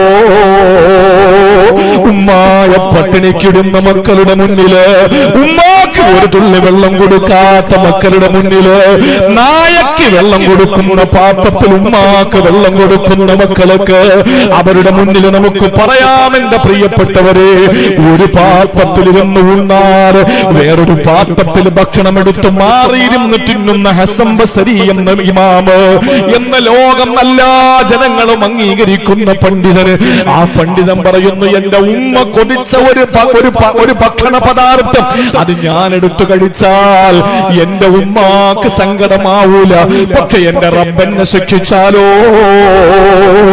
ഇത്രയും ഗൗരവമാണ് തലച്ചിറക്കാരാ ഉമ്മ, ഇത്രയും ഗൗരവമാണ് തലച്ചിറക്കാരാ പ്രിയപ്പെട്ട ഉമ്മ എന്ന് പറയുന്നത്. ഇനി നിങ്ങൾക്കറിയോ, അബ്ദുല്ലാഹി ഇബ്നു മസ്ഊദ് റളിയല്ലാഹു അൻഹു, അബ്ദുല്ലാഹി ഇബ്നു മസ്ഊദ് തങ്ങളാരാ? ഖുർആൻ അവതരിപ്പിച്ച അതേ കോലത്തിലും രൂപത്തിലും ഭാവത്തിലും ശൈലിയിലും ശബ്ദത്തിലും ശ്രുതിയിലും മധുരമനോഹരമായ ഖുർആൻ ഓതുന്ന ഏക സഹാബി ഇബ്നു മസ്ഊദാ. അല്ലാഹുവിന്റെ റസൂൽ പറഞ്ഞതാണ്, ഖുർആൻ ജിബ്രീൽ എങ്ങനാണോ എനിക്ക് ഓതി തന്നത് അതുപോലെ ഓതുന്ന എന്റെ അനുചരന്മാരിൽ, എന്റെ സഖാക്കളിൽ, എന്റെ സഹാബത്തിൽ ഒരേ ഒരാൾ ഇബ്നു മസ്ഊദാണ് എന്ന് പറഞ്ഞ സഫാ മലയിൽ നിന്നിറങ്ങി വന്ന് ഒരു ചെറിയ വൈകല്യമുള്ള മുടന്തായ ചെറിയ കാലും കൊണ്ടിറങ്ങി വന്നിട്ട് മഖാം ഇബ്രാഹിമിന്റെ അടുത്ത പാറപ്പുറത്ത് കയറി നിന്ന് സൂറത്തുർ റഹ്മാൻ അത്യുച്ചത്തിൽ ആദ്യമായിട്ട് ചരിത്രത്തിൽ ഉറക്കെ വിളിച്ചോദിയ വിശുദ്ധ ഖുർആൻ ഓതിയ സഹാബിയ. ആളുകൾ വടിയും തടിയും അതുപോലെ ഈത്തപ്പന മടലും മുടിച്ചിട്ട് തല്ലിയിട്ട് ഒരാൾക്കൂട്ട കൊലപാതകത്തിന് ചരിത്രത്തിൽ ആദ്യമായി ശിലയിട്ടത് എവിടെയാ? ആ പ്രിയപ്പെട്ട ഇബ്നു മസ്ഊദ് റളിയല്ലാഹു അൻഹു ഉണ്ടല്ലോ, അദ്ദേഹം ഉമ്മാക്ക് കുറച്ച് വെള്ളം കൊണ്ടുവരികയാ. ഉമ്മ ചോദിച്ചു, മോനെ ഇബ്നു മസ്ഊദേ, കുറച്ച് വെള്ളം കൊണ്ടുവാ. ആ വെള്ളപാത്രവുമായിട്ട് വരുമ്പോൾ ഉമ്മ ഉറങ്ങിപ്പോയി, ക്ഷീണം കൊണ്ട് ഉമ്മ ഉറങ്ങിപ്പോയി. ആ ഉമ്മാന്റെ മുന്നിൽ വെളുക്കുന്നത് വരെ ഉറക്കമുളച്ചു നിന്ന സഹാബിയാ. ഉമ്മ ഉണരട്ടെ എന്നിട്ട് വെള്ളം കൊടുക്കാമെന്ന് ചിന്തിച്ചുകൊണ്ട് ഒരു കണ്ണടയ്ക്കാറ് ഒരൽപ്പം ഉറങ്ങാറ് ഉമ്മാടെ തലയുടെ ഭാഗത്ത് വെള്ളപാത്രവും പിടിച്ച് കാത്തു നിന്ന മോനേതാ? പ്രിയപ്പെട്ടവരെ, ഇതേതെങ്കിലും സിനിമയുടെ തിരക്കഥയല്ല, ഇതേതെങ്കിലും സീരിയലിന്റെ ക്ലൈമാക്സ് അല്ല, ഇതേതെങ്കിലും നാടകത്തിന്റെ ഇതിവൃത്തമല്ല, ഇതേതെങ്കിലും ലേഖന സമാഹാരത്തിന്റെ ഇക്കിളിപ്പെടുത്തുന്ന ഏതെങ്കിലും വരികളല്ല. ഇത് ലോകത്തിന്റെ നായകന്റെ പ്രിയപ്പെട്ട അനുചരന്മാരിൽ പ്രധാനിയായ പ്രമുഖനായ സീനിയറായ മഹാനായ ഇബ്നു മസ്ഊദ് റളിയല്ലാഹു അൻഹു ഉമ്മയ്ക്കും വീട്ടിലുണ്ടായ ഒരു അനുഭവത്തിന്റെ ശകലം നിങ്ങളോട് പറഞ്ഞതാ. ഇനി നിങ്ങൾക്കറിയണോ, മഹാനായ സയ്യിദുനാ അബൂ ഹുറൈറ റളിയല്ലാഹു അൻഹു. ആരാണ് അബൂ ഹുറൈറ റളിയല്ലാഹു അൻഹു? നമ്മളൊക്കെ സഹാബാക്കളെ പറ്റി പഠിക്കണം കേട്ടോ. ഗൗസുൽ അഅ്ലമിനെ പറ്റി പഠിക്കണം, മഹാനായ അഹ്മദുൽ കബീർ ജിഫാഇ തങ്ങളെ പറ്റി പഠിക്കണം, ഖാജാ മുഈനുദ്ദീൻ അൽ ജിസ്തിയിൽ അജ്മീരി സഞ്ചരിയെ പറ്റി പഠിക്കണം, മഹാനായ അഹ്മദുൽ ബദവി, ഇബ്രാഹിം അദ്ദസൂഖി, അബുൽ ഹസൻ ഷാദുലി, ഇവരെ പറ്റി ഒക്കെ നമ്മൾ പഠിക്കണം. കിട്ടുന്ന നമ്മക്ക് ആകെ അറിയാം ഒരു ജിബ്രീൽ, ഒരു മീകായിൽ, ഒരു മുൻകറിനെ നക്കീർ, ഒരു അസ്രായിൽ, ഒരു ഇസ്രാഫീൽ, മലക്കുകളുടെ കൂട്ടത്തിൽ അറിയാം. പിന്നെ സഹാബാക്കൾ അറിയാം, അബൂബക്കർ, ഉമർ, ഉസ്മാൻ, അലി റളിയല്ലാഹു അൻഹു. ഇതല്ലാതെ വേറെ എന്തറിയാം നമുക്ക്? പഠിക്കണം. അബൂ ഹുറൈറ റളിയല്ലാഹു അൻഹുവിന്റെ പേര് യഥാർത്ഥത്തിൽ അബ്ദുള്ള എന്നാണ്. ഈ പേരെങ്ങനെ വന്നെന്നറിയോ? പേരെങ്ങനെ വന്നതാ? എന്റെ ഹിന്ദു സഹോദരങ്ങൾ, ക്രൈസ്തവ സഹോദരങ്ങൾ എന്നെ കേൾക്കുന്നുണ്ടെങ്കിൽ, ഇതിന്റെ പരിസരത്തുള്ള നല്ലവരായ എന്റെ പ്രിയപ്പെട്ട സ്നേഹിതന്മാര്, സ്നേഹിതകൾ കേൾക്കുന്നെങ്കിൽ, ഈ ശബ്ദം നിങ്ങൾ കേട്ടാൽ നിങ്ങൾ അടിവരയിട്ട് നിങ്ങളുടെ ഹൃദയത്തിലേക്ക് ആവാഹിച്ച് കോറിയിട്ട് നിങ്ങൾ എപ്പോഴും മസ്തിഷ്കത്തിൽ നിങ്ങൾ ചിന്തിച്ചെടുക്കേണ്ട കാര്യമാണ്. ഞങ്ങൾ ഏറ്റവും കൂടുതൽ ബഹുമാനിക്കുന്ന, ഏറ്റവും കൂടുതൽ ഹദീസ് റിപ്പോർട്ട് ചെയ്ത സഹാബാക്കളിൽ ഒരു സഹാബിയായ അബൂ ഹുറൈറ റളിയല്ലാഹു അൻഹുവിന്റെ പേര് അബ്ദുല്ലാഹ് എന്നാണ്. അബ്ദുല്ലാഹ് എന്നാണ്. ഒരു ദിവസം സല്ലല്ലാഹു അലൈഹി വസല്ലം നടന്നു വരുമ്പോൾ എന്തോ കയ്യിൽ ഒളിപ്പിച്ചു വെച്ചിരിക്കുന്നു ഈ അബ്ദുള്ള സഹാബി റളിയല്ലാഹു അൻഹു. നബി ചോദിച്ചു, എന്താണത്? അപ്പോ കയ്യിൽ ഇങ്ങനെ പുറകിലേക്ക് മാറ്റി വെച്ചു. നബിയെ കാണിക്കുന്നില്ല സല്ലല്ലാഹു അലൈഹി വസല്ലം. ചോദിച്ചു, മഹാദ, അതെന്താ പറ. നബിയെ, ഒരു കൊച്ചു പൂച്ചയാണ്, ഒരു കൊച്ചു പൂച്ച. ഇത് കണ്ട നല്ല രസമുണ്ട്, അതുകൊണ്ട് ഞാൻ കയ്യിലെടുത്തു വെച്ചതാ. കൊച്ചു പൂച്ചക്കുട്ടിയെ കണ്ടപ്പോ നബി തങ്ങൾക്ക് സന്തോഷമായി. അബൂ ഹുറൈറ റളിയല്ലാഹു അൻഹു എന്ന അബ്ദുള്ള എന്ന സഹാബിയുടെ കയ്യിരിക്കുന്ന കൊച്ചു പൂച്ചയെ കണ്ടപ്പോ നബി തങ്ങൾ വിളിച്ചു, യാ അബാ ഹുറൈറ. ഹിറത്ത് എന്ന് പറഞ്ഞ പൂച്ച, ഹുറൈറ എന്ന് പറഞ്ഞ കൊച്ചു പൂച്ച. യാ അബാ ഹുറൈറ, കൊച്ചു പൂച്ചയുടെ വാപ്പ. അന്ന് മുതൽ അദ്ദേഹത്തിനെ വിളിക്കാൻ തുടങ്ങി അബൂ ഹുറൈറ, അബൂ ഹുറൈറ. ഇന്നും ഹദീസുകളിൽ കാണാം അന്നബി ഹുറൈറ റളിയല്ലാഹു അൻഹു. അതാണ് സഹജീവികളോടുള്ള സ്നേഹം. ഇസ്ലാമിന്റെ നിലപാട് അതാണ്, ഇസ്ലാമിന്റെ കാഴ്ചപ്പാടാതാണ്. ആർക്കും ഒരു ബുദ്ധിമുട്ടുണ്ടാകാൻ പാടില്ല, ആർക്കും ഒരു വിഷമം ഉണ്ടാകാൻ പാടില്ല, ആർക്കും ഒരു വേദന ഉണ്ടാകാൻ പാടില്ല, ആരായാലും അവർക്ക് ഒരു സങ്കടം ഉണ്ടാകാൻ പാടില്ല. അതാണ് ഇസ്ലാമിന്റെ കാഴ്ചപ്പാട്, ഇസ്ലാമിന്റെ നിയമം അതാണ്. അതുകൊണ്ട് അബൂ ഹുറൈറ റളിയല്ലാഹു അൻഹു, സഹോദരങ്ങളെ, മഹാനായ അബൂ ഹുറൈറ തങ്ങൾ ഉമ്മയുമായിട്ട് എങ്ങനെയായിരുന്നെന്ന് അറിയോ? ഉമ്മയുമായിട്ട് എങ്ങനെയായിരുന്നു? വീട്ടിലേക്ക് കയറുമ്പോ അബൂ ഹുറൈറ റളിയല്ലാഹു അൻഹു സലാം പറയും ഉമ്മയ്ക്ക്. എല്ലാരും അങ്ങനെയാണ്. ഷാഫി ഇമാമിന്റെ കരൾ ഉമ്മയാണ്, ബുഖാരി ഇമാമിന്റെ കരൾ ഉമ്മയാണ്. എല്ലാ ഇമാമി ഗൗസുൽ ആലമിന്റെയോ മുഹയ്യിദ്ദീൻ അബ്ദുൽ ഖാദിർ ജൈലാനി റളിയല്ലാഹു തആല അൻഹുവിന്റെ ജീവിതത്തിൽ ആ ഗൗസുൽ ആലമിന്റെ എല്ലാം ഉമ്മയാണ്, എല്ലാം ഉമ്മയാണ്, പ്രിയപ്പെട്ട ഉമ്മയാണ്.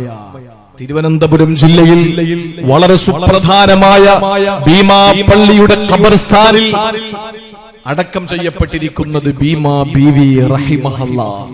തൊട്ടടുത്ത് തന്റെ സീമന്ത പുത്രൻ മഹീൻ അബൂബക്കർ സിദ്ദീഖ്. അവര് സ്നേഹത്തിന്റെ പ്രതീകങ്ങളാണ്. ഉമ്മയും മകനും അതൊരു വലിയ സംഭവമാണ്, ഉമ്മയും മോനും അത് വലിയൊരു സംഭവമാണ്. അപ്പോ അബൂ ഹുറൈറ റളിയല്ലാഹു അൻഹു വീട്ടിലേക്ക് കയറുമ്പോ സലാം ചൊല്ലിയിട്ട് പറയും, റഹിമക്കല്ലാഹ് കമാ റബ്ബൈതനീ സഗീറാ. ഇത് പറയുമ്പോ ഉമ്മ തിരിച്ചു പറയും, വഅലൈക്കസ്സലാം റഹിമക്കല്ലാഹ് കമാ ബറത്നീ കബീറാ. എത്ര സന്തോഷം അവര് തമ്മിൽ. ഉമ്മ, നിങ്ങൾക്ക് അല്ലാഹുവിന്റെ സമാധാനമുണ്ടാകട്ടെ, റഹിമക്കില്ല, അല്ലാഹ് നിങ്ങളെ കരുണ ചൊരിയട്ടെ. ഉമ്മ, കമാ റബ്ബൈതനീ സഗീറാ, ചെറിയ പ്രായത്തിൽ നിങ്ങൾ എന്നെ നോക്കിയതുപോലെ നിങ്ങൾക്ക് അല്ലാഹു കരുണ ചൊരിയട്ടെ. അപ്പൊ ഉമ്മാന്റെ മറുപടി എന്താ? റഹിമക്കല്ലാഹ്, മോനെ നിനക്കും അല്ലാഹ് കരുണ ചൊരിയട്ടെ. കമാ ബറത്നീ കബീറാ, നീ വലുതായപ്പോ ഞങ്ങളോട് കാണിക്കുന്ന സ്നേഹം പോലെ നിനക്ക് കിട്ടട്ടെ. അങ്ങനെയായിരുന്നു. കൊടുക്കുന്നതേ കിട്ടൂ, കൊടുക്കുന്നതേ കിട്ടൂ, കൊടുക്കുന്നതാണ് നമുക്ക് കിട്ടുക സഹോദരങ്ങളെ. അതുകൊണ്ട് കടപ്പാടുകൾ തീരൂല. ചിലർ പറയും, ഉസ്താദേ ഞാനൊരു വീട് വെച്ചിട്ടുണ്ട്, ഞാൻ എന്റെ വീട് വെച്ച് ഉമ്മാക്ക് എല്ലാം അതിനകത്ത് കൊടുത്തിട്ടുണ്ട്. പിന്നെന്ത് വേണം? കടപ്പാട് തീരോ? ഉമ്മാക്ക് മാസം 10,000 രൂപ കൊടുത്തു എന്ന് വെച്ചിട്ട് കടപ്പാട് തീരുവോ? അത് മതിയെങ്കിൽ അൽഹംദുലില്ലാ, ഉമ്മ സംതൃപ്തയാണെങ്കിൽ അൽഹംദുലില്ലാ, എന്റെ മോനല്ലേ, ഓക്കെ. പക്ഷെ അതല്ല എന്റെ ബാധ്യത തീർന്നു എന്നാരും കരുതരുത്. എന്റെ ഉമ്മാക്ക് ഞാൻ പെരുന്നാളാകുമ്പോ ഒരു ജോഡി ഡ്രസ് എടുത്തു കൊടുത്തു, ആവശ്യത്തിന് മരുന്നെടുത്തു കൊടുത്തു, കഴിക്കാൻ നല്ല ഭക്ഷണം കൊടുത്തു, കിടക്കാൻ നല്ല വിരിപ്പ് കൊടുത്തു. ഇതൊക്കെ ചെയ്തത് ഞാൻ എന്റെ കടമ നിർവഹിച്ചു എന്നാരും കരുതണ്ട. അങ്ങനെയാണ് എങ്കിൽ അബൂ ബുർദ റളിയല്ലാഹു തആല അൻഹു പറയുകയാണ്, ഞാൻ ഒരു ദിവസം മഹാനായ ഇബ്നു ഉമർ റളിയല്ലാഹുവിന്റെ അടുക്കൽ ഇരിക്കുമ്പോൾ ഒരാള് കഅബ തവാഫ് ചെയ്യുകയാണ്. ഈ കഥ നിങ്ങൾ കേട്ടോളി. അബൂ ബുർദ എന്ന ആ സഹാബി പറയാൻ, ഞാൻ ഇബ്നു ഉമർ തങ്ങൾ അടുത്തിരിക്കുമ്പോൾ ഒരാള് കഅബ തവാഫ് ചെയ്യുകയാണ്. കഅബ ഇങ്ങനെ തവാഫ് ചെയ്തുകൊണ്ടിരിക്കുമ്പോ തോളത്ത് ഉമ്മയുണ്ട്. ഉമ്മ തോളത്തിരിക്കുകയാണ്. ഉമ്മാക്ക് നടക്കാൻ കഴിയാത്തതിന്റെ പേരില് ആ ഉമ്മയെ തോളത്ത് വെച്ചിട്ട് തവാഫ് ചെയ്യുന്ന പൊന്നുമോൻ 7 തവാഫ് പൂർത്തീകരിച്ച് വരികയാണ്. മഖാം ഇബ്രാഹിമിന്റെ പിന്നിൽ 2 റക്അത്ത് നമസ്കാരം നിർവഹിച്ചു. എന്നിട്ട് ആ മകൻ വന്നിട്ട് ഉമ്മയോ ആ പ്രിയപ്പെട്ട ഉമ്മയെ നിലത്തിറക്കിയിട്ട് നമസ്കാരം കഴിഞ്ഞിട്ട് ഇബ്നു ഉമർ തങ്ങളുടെ മുന്നിലേക്ക് വന്നുകൊണ്ട് ആ മഹാനായ അബൂ ബുർദ തങ്ങളെ നോക്കി നിൽക്കുകയാ. ആ മകൻ ചോദിക്കുന്നു, തങ്ങളെ എന്റെ പ്രിയപ്പെട്ട ഉമ്മയോടുള്ള ബാധ്യത ഞാൻ നിറവേറ്റിയോ? അപ്പറാനി ജസൈതുഹാ, നിങ്ങൾ പറ, എന്റെ കടമ തീർന്നിട്ടുണ്ടോ? ഈ മകന് ചുമക്കുക മാത്രമല്ല, ഉമ്മയെ തോളത്ത് വെച്ചിട്ട് ചുമന്നുകൊണ്ട് തവാഫ് ചെയ്യുമ്പോൾ ആ മകൻ പറയുന്ന ഒരു വാക്കുണ്ട്. എന്താണെന്നറിയോ? ഇന്നീ ലഹാ ബൈറുഹൽ മുദല്ലലോ, ഇന്നീ ലഹാ ബൈറുഹൽ മുദല്ലലോ, എന്റെ ഉമ്മാടെ വാഹനമാണ് ഞാൻ, എന്റെ ഉമ്മാന്റെ കീഴ്പ്പെടുത്തപ്പെട്ട വാഹനമാണ്, എന്റെ ഉമ്മയുടെ നിസ്സാരനായ വാഹനമാണ്, കഴുത ഒട്ടകമാണ് ഞാന് എന്ന് പറഞ്ഞുകൊണ്ട് തലയിൽ വെച്ച് ചുമന്നുകൊണ്ട് വന്ന മകനോട് ഇബ്നു ഉമർ റളിയല്ലാഹു അൻഹു പറയുന്നു, തങ്ങളെ അപ്പറാനി ജസൈതുഹാ, എന്റെ ബാധ്യത എന്തെങ്കിലും തീർന്നിട്ടുണ്ടോ? ആ സമയത്താണ് ഇബ്നു ഉമർ റളിയല്ലാഹു അൻഹു പറഞ്ഞു, ലാ വലാ ബിസഫറത്തിൻ വാഹിദാ, തീർന്നിട്ടില്ല. നീ ഇപ്പൊ ചെയ്ത ഈ പ്രവൃത്തി ഉണ്ടല്ലോ, ഏത് നിന്റെ തലയിൽ വെച്ച് തോളത്ത് വെച്ചിട്ട് തവാഫ് ചെയ്ത് ഉമ്മയെ നടത്തിക്കാറ് കഅബാലയെ തവാഫ് ചെയ്യിപ്പിച്ചിട്ട് നീ കൊണ്ടിരുത്തിയല്ലോ, എന്നിട്ട് നീ ഉമ്മയ്ക്ക് വാഹനമാണെന്ന് വിളിച്ചു പറഞ്ഞല്ലോ, നീ കാണിച്ച പ്രവൃത്തി ഉണ്ടല്ലോ മോനെ, വലാ ബിസഫറത്തിൻ വാഹിദാ, നിന്റെ ഉമ്മ നിന്നെ ഗർഭിണിയായിരുന്നപ്പോൾ അവര് വിട്ട ഒരു നെടുവീർപ്പുണ്ടല്ലോ, ഒരു നെടുവീർപ്പുണ്ടല്ലോ, ഒരു ശ്വാസമുണ്ടല്ലോ, അതിന് പോലും പകരമായിട്ടില്ല. തോളത്ത് വെച്ചിട്ട് തവാഫ് ചെയ്ത് ഉമ്മാടെ വാഹനമാണ് ഞാനെന്ന് പറഞ്ഞിട്ട് മോൻ ഇങ്ങനെ കൊണ്ട് കറങ്ങി. എന്നിട്ട് നേരെ കൊണ്ടുവന്ന് ഇറക്കിയിട്ട് 2 റക്അത്ത് നിസ്കരിച്ചിട്ട് പള്ളിക്കകത്തിരിക്കുന്ന ഇബ്നു ഉമർ റളിയല്ലാഹു അൻഹുവിന്റെ അടുക്കൽ വന്നിട്ട് ചോദിക്കുന്നു, തറാനി ജസൈതുഹാ, എന്റെ കണ്ടോ, തങ്ങളെ ഞാൻ ചെയ്ത കണ്ടോ? അപ്പൊ എന്റെ ഉമ്മയുടെ കടമ നിർവഹിച്ചില്ലേ? അവൻ പറഞ്ഞു, ഇല്ല മോനെ, ആ ഉമ്മ നിന്നെ ഗർഭിണിയായിരുന്ന സമയത്ത് ആ ഉമ്മ വിട്ട ഒരു ശ്വാസം ഉണ്ടല്ലോ.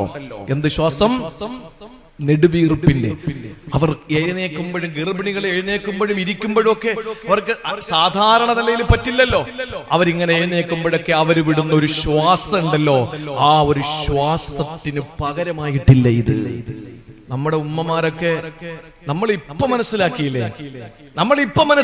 നമ്മുടെ ഉമ്മ പനി വന്നാൽ ആവി പിടിക്കും, ജലദോഷം വന്നാൽ ആവി പിടിക്കും, ശബ്ദം വേദന വന്ന ചുമ വന്നാൽ ചുക്ക് കാപ്പി കുടിക്കും.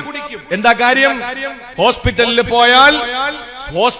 പോയാൽ മെഡിസിൻ തന്നാൽ അത് ഞാൻ കഴിച്ചാൽ എന്റെ കുഞ്ഞിന് വൈകല്യം വല്ലതും വന്നു പോകുമോ, എന്റെ കുഞ്ഞിന് എന്തെങ്കിലും വൈകല്യം സംഭവിച്ചു പോകുമോ പേടിച്ചിട്ട് ചുക്ക് കാപ്പിയിട്ട് കുടിച്ചും ആവി പിടിച്ചിട്ടും മക്കളെ വളർത്തി വലുതാക്കുന്ന പ്രിയപ്പെട്ട ഉമ്മമാരുടെ മുന്നില്, പിച്ച വയ്ക്കാൻ പഠിപ്പിച്ച ഉമ്മയുടെ മുന്നില്, അക്ഷരാഭ്യാസത്തിന്റെ ആദ്യ അക്ഷരം കുറിച്ചു തന്ന ഉമ്മയുടെ മുന്നില്, ഉമ്മയുടെ അടിവയറ്റിൽ മൂച്ചിട്ട കാലുകൊണ്ട്, ഷൂവിട്ട കാലുകൊണ്ടും അക്ഷരക്കൂട്ടങ്ങൾ നിന്റെ പേരിന്റെ അകമ്പടി സേവിക്കുന്ന ബിരുദക്കൂട്ടങ്ങൾ വന്നപ്പോൾ നീ MBBS-ഉം LLB-യും MBA-യുമായപ്പോൾ നീ MA-യും BA-യുമായപ്പോൾ നീ വലിയ വലിയ ഉന്നതമായ ഭൗതികമായ എല്ലാ മേഖലകളും കീഴടക്കാൻ തുടങ്ങിയപ്പോൾ നിന്റെ ഓഫീസിൽ നിന്ന് വരുന്ന ആളുകളുടെ മുന്നിൽ മുറുക്കി തുപ്പുന്ന നിന്റെ ഉമ്മ നിനക്ക് കൊള്ളാതെയായി. കാണാൻ കോലം കെട്ട ഉമ്മ നിനക്ക് കൊള്ളാതെയായി. കോളേജിൽ വിളിച്ചു പറഞ്ഞു, നാളെ എല്ലാരും അമ്മമാരെ കൊണ്ടുവരണം. സുന്ദരിയായ വെളുത്ത പെണ്ണ് അവളുടെ അമ്മയെ കൊണ്ടുവരാതെ ക്ലാസ്സിൽ കയറാൻ കഴിയില്ല എന്ന് ബോധ്യം വന്നപ്പോ അമ്മയെ കൊണ്ടുവന്നു. മലയാളികൾ അഭിമാനത്തോടെ ദൈവത്തിന്റെ സ്വന്തം നാടെന്ന് വിശേഷിപ്പിക്കുമ്പോ ഈ കേരളത്തിലെ, ഈ സാക്ഷര കേരളത്തിലെ ഒരു ക്യാമ്പസിന്റെ അകത്ത് ഓഫീസ് റൂമിലേക്ക് കടന്നു വന്ന ആ പ്രിയപ്പെട്ട അമ്മ എന്ന കറുത്ത വർഗക്കാരി, വെളുത്തു വെള്ളാരങ്കല്ല് പോലിരിക്കുന്ന സുന്ദരിയായ പെണ്ണിന്റെ കൂട്ടുകാരികൾ ചോദിച്ചത്, അതാണോ നിന്റെ അമ്മ? അവള് പറഞ്ഞു, ഇല്ല, എന്റെ അമ്മയ്ക്ക് തീരെ സുഖമില്ലാത്തത് കൊണ്ട് വേലക്കാരിയെ ഞാൻ കൊണ്ടുവന്നതാണ് എന്ന്. വേലക്കാരിയാണ്, തൊടുപ്പിലെ വേലക്കാരിയെ ഞാൻ കൊണ്ടുവന്നു എന്ന് പറഞ്ഞത് സാക്ഷര കേരളത്തിലാണ് എങ്കിൽ, ദൈവത്തിന്റെ സ്വന്തം നാട്ടിലാണ് എങ്കിൽ, സ്വന്തം ഉമ്മയെ പഠിക്കുന്ന കലാലയങ്ങളിലും ജോലി ചെയ്യുന്ന സ്ഥാപനങ്ങളിലും ഉദ്യോഗം ചെയ്യുന്ന സ്ഥാപനങ്ങളിലും പ്രിയപ്പെട്ട ഉമ്മയും ബാപ്പയും കടന്നു വന്നാൽ അവരുടെ അഴുക്ക് പുരണ്ട വസ്ത്രങ്ങൾ കാണുമ്പോൾ നമ്മുടെ മുന്നിലേക്ക് വരുന്നത് ദേഷ്യമാണ് എങ്കിൽ, അമർഷമാണ് എങ്കിൽ, നിന്റെ ഉമ്മ, നിന്റെ വാപ്പ, നിന്റെ അച്ഛൻ, നിന്റെ അമ്മ നിന്നെ വളർത്താൻ വേണ്ടിയിട്ടാണ് ഈ കോലം കിട്ടിയത്. ഈ കോലം ഇങ്ങനെ ആയത് നിന്നെ വളർത്താൻ വേണ്ടിയിട്ടാണ്. വാപ്പാന്റെ കബറിൽ വെള്ളിയാഴ്ചയെങ്കിലും എല്ലാ റമദാനെത്തുമ്പോഴും പള്ളി കമ്മിറ്റി എന്താ ചെയ്യുന്നത്? ആളെ വിളിക്കുന്നു, കൊട്ടേഷൻ കൊടുക്കുന്നു. എന്ത് കൊട്ടേഷൻ? പള്ളി പുരയിടം വൃത്തിയാക്കുന്നതിന് ആരാ തയ്യാറ്? എത്ര രൂപ കൊട്ടേഷൻ കൊടുക്കാൻ? അപ്പോ ഏറ്റവും വില കുറഞ്ഞ ആരാണോ പറയുന്നത് അവരെ കെട്ടിക്കെട്ടി കാട് വൃത്തിയാക്കാൻ ശ്രമിക്കുന്നു. ഞാൻ വിനീതമായ ഒരൊറ്റ കാര്യം മാത്രമേ ചോദിക്കുന്നുള്ളൂ. വെള്ളിയാഴ്ചയെങ്കിലും തലച്ചിറ പള്ളിയുടെ ഖബർസ്ഥാനിൽ അന്ത്യവിശ്രമം കൊള്ളുന്ന വാപ്പയുടെയും ഉമ്മയുടെയും ഖബറില് വെള്ളിയാഴ്ച ജുമാ ദിവസത്തിൽ ജുമയ്ക്ക് മുമ്പ് കുളിച്ചൊരുങ്ങി തപ്പറ പൂശിയിട്ട് ജുമാ നിസ്കാരമാകുന്ന പാവപ്പെട്ടവന്റെ പെരുന്നാൾ ആഘോഷത്തിന് പള്ളിയിൽ വരുമ്പോ ആ ഖബർസ്ഥാനിൽ ചെന്നിട്ട് എന്റെ വാപ്പയാണ്, എന്റെ ഉമ്മയാണ് ഈ കിടക്കുന്നത്, അസ്സലാമു അലൈക്കും യാ അബി, അസ്സലാമു അലൈക്കും യാ ഉമ്മി എന്ന് പറഞ്ഞിട്ടൊരു ഫാത്തിഹ ഓതിയിട്ട് ഇതെന്റെ ഉമ്മയുടെ വാപ്പയുടെ ഖബറിൽ ഇനി കൊടുക്കണേ തമ്പുരാനെ എന്ന് ദുആ ചെയ്യുന്ന മക്കൾ എല്ലാവരും വാപ്പയെയും ഉമ്മയെയും കാണാൻ ആഴ്ചയിൽ ഒരു വട്ടം ഖബർസ്ഥാനിൽ വന്നാൽ പിന്നെ കൊട്ടേഷൻ കൊടുത്തിട്ട് കാട് വൃത്തിയാക്കേണ്ട ഗതികേടുണ്ടാവുമോ പള്ളി കമ്മിറ്റിക്ക്? ഇല്ല. എല്ലാരും നടന്നും പോയും സിയാറത്ത് ചെയ്തും പള്ളിക്കാട് എത്ര മനോഹരമാകുന്നു. ഇന്നെന്തുകൊണ്ടാണ് വാപ്പയുടെ ഖബററിയാത്ത മക്കൾ? എന്നും പറയാണ്, അറിയണമെങ്കിൽ ഒന്നുകിൽ കുഴി വെട്ടുന്നവനോട് ചോദിക്കണം, ഇല്ലെങ്കിൽ തൽക്കിനോദിയ മോദി മാമാട്ട ചോദിക്കണം, ഇല്ലെങ്കിൽ അന്ന് ദുആരെന്ന ഉസ്താദിനോട് ചോദിക്കണം ഖബർ ഏതാണ്. മക്കൾക്കറിയില്ല. എല്ലാ മക്കളുടെ അവസ്ഥയുമല്ല പറയുന്നത്, ചില മക്കളുടെ കാര്യമായി പറയുന്നത്. അതുകൊണ്ട് കടമകൾ ഒന്നും തീരില്ല പ്രിയപ്പെട്ടവരെ. ഇനി നമുക്ക് ഭൗതിക ലോകത്തുള്ള നേട്ടം രണ്ടെണ്ണം പറയുക. ഇനി ആകെ അരമണിക്കൂർ. ഭൗതിക ലോകത്തുള്ള നേട്ടം എന്താണെന്നറിയോ? 10:45 ഇൻഷാ അല്ലാഹ് ബക്കറ്റ് ഇളശൻ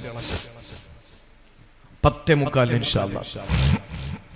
എന്താ ഭൗതിക ലോകത്ത് നമുക്കുള്ള നേട്ടം എന്നറിയോ? നമ്മളൊക്കെ വലിയ നിലയിലേക്ക് എത്തുമല്ലോ. ഈ വലിയ നിലയിൽ ഏതൊക്കെ വലിയ ഉന്നതമായ നിലയിലെത്തിയ ആളുകളെ നിങ്ങൾ നോക്ക്. അതിന്റെ ഒക്കെ പിന്നിൽ ഏതോ ഒരു ചെറിയ കരങ്ങൾ ഉണ്ടാവും. അതേതാ?